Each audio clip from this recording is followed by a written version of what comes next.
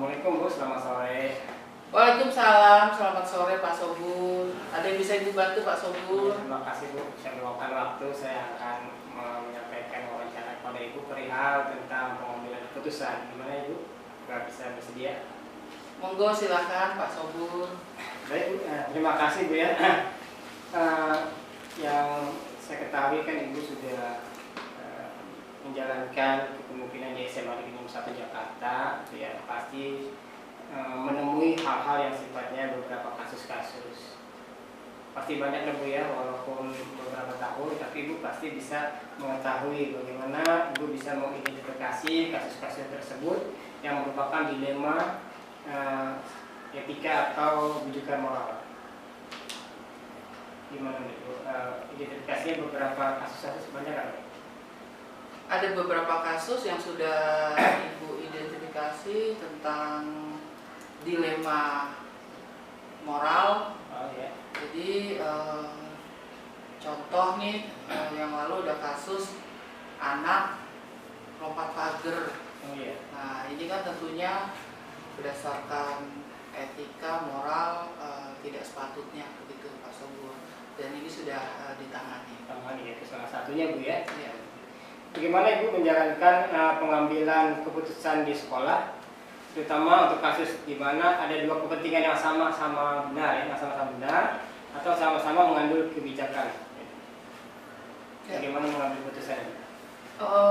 Tentunya ketika kita akan memutuskan, kita duduk bareng Pak Sobur, kita undang orang tua siswa yang bermasalah tersebut, anaknya juga, kemudian juga kesiswaan, wali kelas, dan juga BK.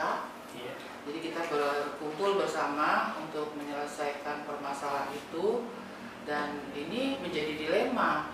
Di sisi lain, anak ini membenarkan perilakunya. Jadi menurut mereka tidak ada di situ, tidak ditulis dilarang untuk melewati pagar yang ada lubangnya begitu Pak Sobur. Mereka benar, merasa benar, betul. Tapi kan kita kan artinya di sini kan dunia pendidikan, kita mengajarkan bahwa ya yang benar yang melalui pintu depan begitu, dan akhirnya ya kita sepakati bahwa tindakan itu tidak dibenarkan begitu. Ya, inilah yang menjadi dilema gitu, masing-masing pihak merasa ada benarnya gitu. Berarti itu langkah-langkah atau prosedur yang sudah dilakukan ya Bu ya. Kemudian hal apa saja yang selama ini dianggap efektif dalam pengambilan keputusan tersebut, terutama pada kasus-kasus yang dilema etika moral? Ya, artinya ketika kita mengambil keputusan kebijakan, tentunya sekolah kita kan juga sekolah ramah anak. Jadi ketika mengambil keputusan untuk memberi punishment kepada siswa, itu tentunya yang mendidik begitu. Jadi akhirnya anak ini diberikan punishment yang mendidik. Misalnya mereka disuruh merangkum buku untuk literasi begitu. Itu salah satunya. Apakah ada tantangan dalam pengambilan keputusan tersebut? Tentu ada, tapi orang tua kita beri pemahaman, siswa juga kita beri pemahaman bahwa tujuan kita mengambil keputusan tersebut artinya sebagai langkah-langkah untuk memberikan pendidikan gitu. Itu. Melihat dari paradigma yang ada kan Bu ya, berarti kasus ini apakah termasuk individu melawan kelompok atau rasa keadilan lawan kerasian atau kebenaran lawan kesetiaan Bu? Menurut Ibu gimana nih paradigmanya? Kebenaran melawan kesetiaan. Ya. Iya, karena kan anak ini merasa benar begitu. Padahal sebenarnya dia juga tahu. Salah. Oh iya, itu salah. Sebenarnya dia juga mengikuti tata tertib. Kemudian apakah jadwal yang Ibu buat itu dalam penyelesaian kasus langsung ada tempatnya atau memiliki jadwal tertentu untuk menyelesaikan kasus tersebut? Langsung ya waktunya ya? Ya, langsung. Jadi setelah kejadian langsung kita panggil orang tuanya, kita undang untuk penyelesaian kasus. Keterlibatan yang lainnya Bu, apa BK atau siswaan masuk? Iya. Masuk ya. BK, kesiswaan, dan juga wali kelas kita libatkan. Baik Bu, dalam hal tersebut juga ada faktor-faktor ya, faktor-faktor yang mempermudah, yang membantu Ibu dalam mengambil keputusan. Faktor-faktor apa saja selain yang tadi disampaikan? Faktor-faktor yang mempermudah dalam mengambil keputusan adanya tata tertib. Tata tertib ya? Ya, jadi dasar hukumnya tata tertib. Tata tertib juga kan ada dasar hukumnya lagi. Sehingga itu yang kita jadikan acuan untuk mengambil keputusan gitu. Ini tata tertib ini dibuat setahun sekali atau ada khusus ide dibuatnya? Dibuat setahun sekali, kita revisi tentunya sesuai dengan kebijakan Pemda DKI dan juga sesuai dengan perkembangan zaman. Tapi ini prinsipnya berpikir berbasis peraturan Bu ya? Betul. Kemudian ada 9 langkah yang harus diambil dalam keputusan ya. Yang pertama itu mengenali bahwa ada nilai-nilai yang saling bertentangan. Itu kan udah ada yang bertentangan gitu ya. Kemudian siapa yang terlibat dalam situasi tersebut, berarti anak itu sendiri ya. Kemudian fakta-faktanya kelihatan dia lompat gitu ya. Kemudian benar atau salahnya kelihatan tadi ya, mereka menganggap benar. Itu seharusnya kan ada kesalahan melanggar peraturan gitu ya. Nah dari semua hal yang disampaikan, pembelajaran apa yang Ibu petik dari pengalaman Ibu dalam mengambil keputusan? Pembelajaran yang bisa Ibu petik dalam mengambil keputusan yaitu bahwa ketika kita memutuskan sebuah permasalahan, tentunya kita harus mempertimbangkan untuk ke semua pihak. Artinya semua pihak juga tidak merasa dirugikan begitu. Semua pihak juga artinya merasa memang menerima apa yang menjadi keputusan atau kebijakan itu. Iya. Baik Bu, berarti yang sudah saya amati hasil dari Ibu menyampaikan kasus dan pengambilan keputusannya, berarti yang Ibu sudah melakukan suatu 4 paradigma mengambil keputusan, kemudian 3 prinsip dan 9 langkah menuju anak tersebut mau sadar dan tidak mengulangi perbuatannya. Saya kira demikian Bu ya atas wawancara untuk mengambil keputusan. Semoga apa yang kita lakukan berbuah manis buat anak-anak kita dan kemudian sekolah. Amin. Ya, terima kasih Bu. Assalamualaikum warahmatullahi wabarakatuh. Waalaikumsalam warahmatullahi wabarakatuh.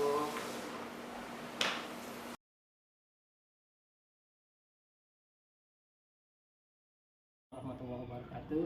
Waalaikumsalam. Saya Abdul Sobur dari SMA Negeri 1 Jakarta, calon guru penggerak Akademi 8. Pada kesempatan ini akan mewawancarai kepala sekolah SMP Negeri 117 Bapak Hasim Mohid, di mana beliau sekolahnya berdekatan dengan sekolah saya di SMA Negeri 1 Jakarta.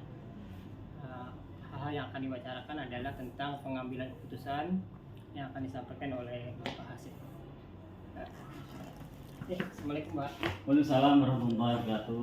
Bapak mengganggu nih Pak. Siap, Pak Sabur. Ini kebetulan saya calon guru penggerak, di mana di modul 3.1 ada tugas tentang mewawancarai kepala sekolah tentang pengambilan keputusan. Yang saya ketahui Bapak sudah memimpin sekolah ini dan pasti ada beberapa permasalahan kasus-kasus yang dihadapi di dalam perjalanan memimpin sekolah Pak. Baik, siap. Untuk itu saya minta kesediaannya Pak ya untuk Siap, insyaallah. beberapa pertanyaan yang Bapak bisa jawab gitu ya. Ya. Pasti bisa lah ya istilahnya. Insyaallah. Yang pertama Pak ya, bagaimana Bapak dapat mengidentifikasi kasus-kasus yang merupakan dilema etika atau bujukan moral yang ada di sekolah Bapak? Oke, terima kasih Pak Subur. Terima kasih, kenalkan saya Hasyim Asari, Kepala Sekolah SMA 117 Jakarta.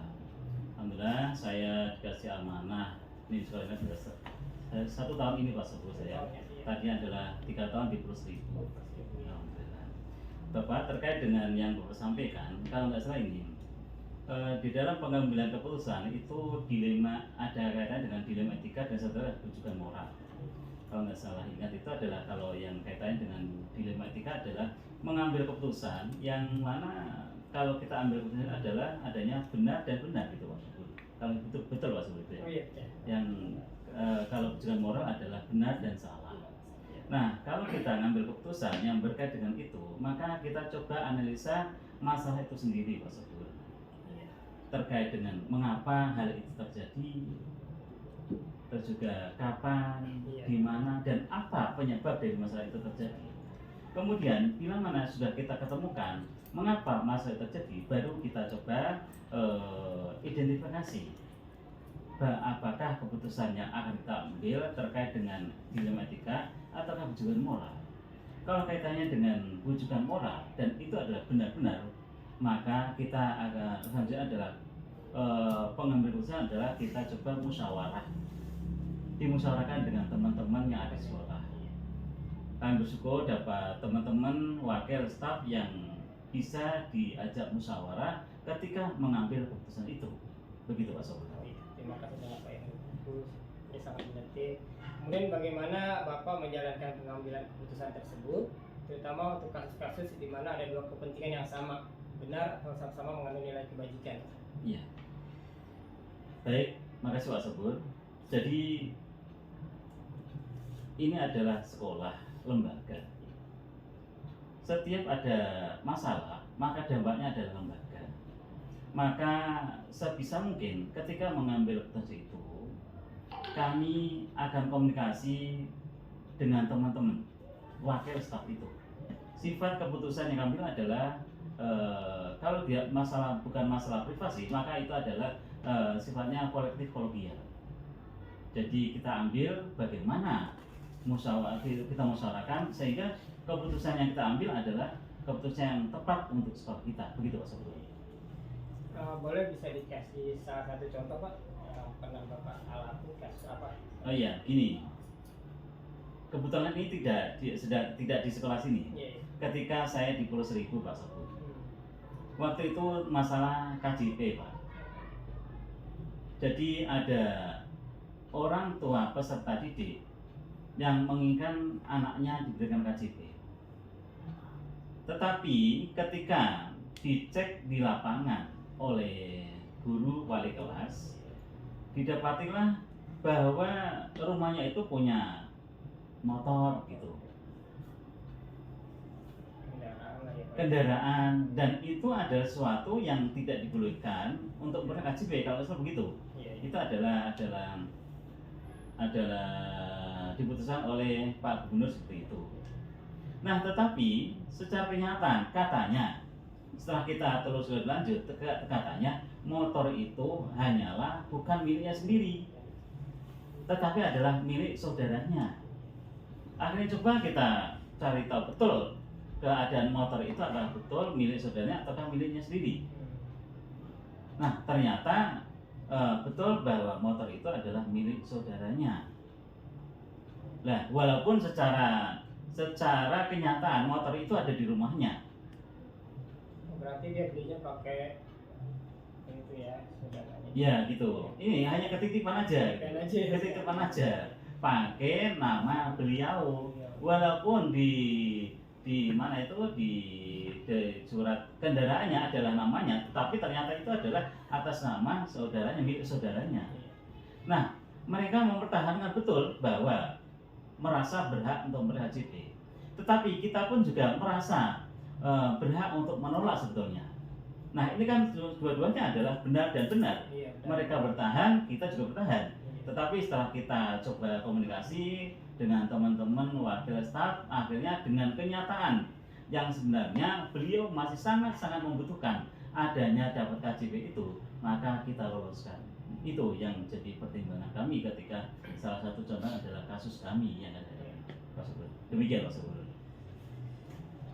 Dari kasus tersebut, langkah-langkah apa yang Bapak bisa lakukan waktu itu? Dan apa saja Bapak dianggap efektif atau tidak dalam pengambilan keputusan tersebut? Ya, menurut kami adalah sangat-sangat efektif. Kenapa? Karena dengan kita mencari tahu penyebab mengapa masalah itu terjadi, dan apa saja apakah dianggap efektif atau tidak dalam pengambilan keputusan tersebut? Ya, menurut kami adalah sangat-sangat efektif. Kenapa? Karena dengan kita mencari tahu penyebab mengapa masalah itu terjadi, mengapa dia mempertahankan pendapatnya seperti itu, lalu kita juga langkah kita ambil adalah coba mengumpulkan informasi yang sebanyak-banyak. Tantangannya ada nggak Pak? Tantangannya ada. Tantangannya ada. Apa aja Pak? Tantangannya di antara adalah ada yang merasa orang tetangganya, Pak, mengapa dia tahu nyata-nyata ada sepeda motor di rumahnya kok dapat KJP gitu. Jadi Kecemburuan dari orang lain. Begitu. Jadi itu adalah tantangan yang bisa dihadapi, gitu Pak. Kemudian Bapak memiliki jadwal tertentu nggak dalam sebuah penyelesaian kasus tersebut? Ya, jadi kasus tersebut tahapan-tahapannya jadwal yang Bapak buat ada gitu untuk sampai dengan akhir penyelesaian tersebut.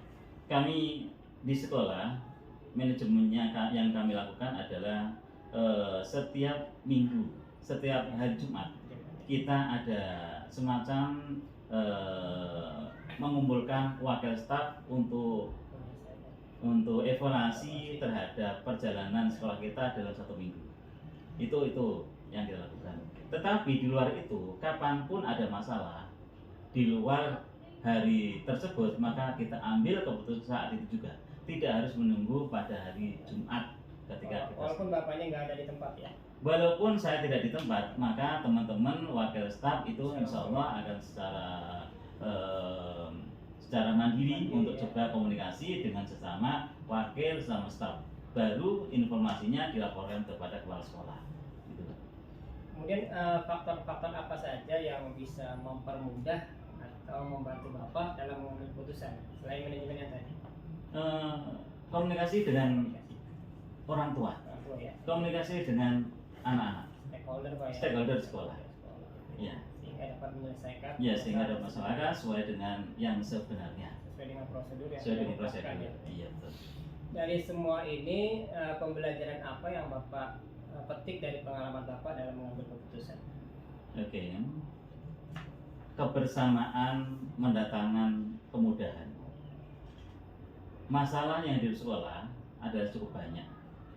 Dengan kebersamaan di antara kepala sekolah, wakil, staf, semua stakeholder sekolah, maka itu akan mempermudah masalah akan cepat terselesaikan dengan baik. Meminimalkan akses yang timbul dari masalah tersebut. Itu Pak Sob. Baik Pak, banyak terima kasih banget atas jawabannya dari beberapa pertanyaan. Alhamdulillah bisa dijawab dengan baik. Kemudian saya dapat mengerti ilmu dari Bapak, ya, kemudian tahapan-tahapan yang Bapak selesaikan mengambil keputusan itu merupakan bekal dari kami, bagi saya dalam rangka pendidikan calon guru penggerak. Terima kasih sama-sama Subur. Itulah yang bisa kami sampaikan kepada Bapak. Semoga kedepannya semakin lancar untuk Pak Subur. Amin Pak, terima kasih. Terima kasih. Waalaikumsalam warahmatullahi wabarakatuh.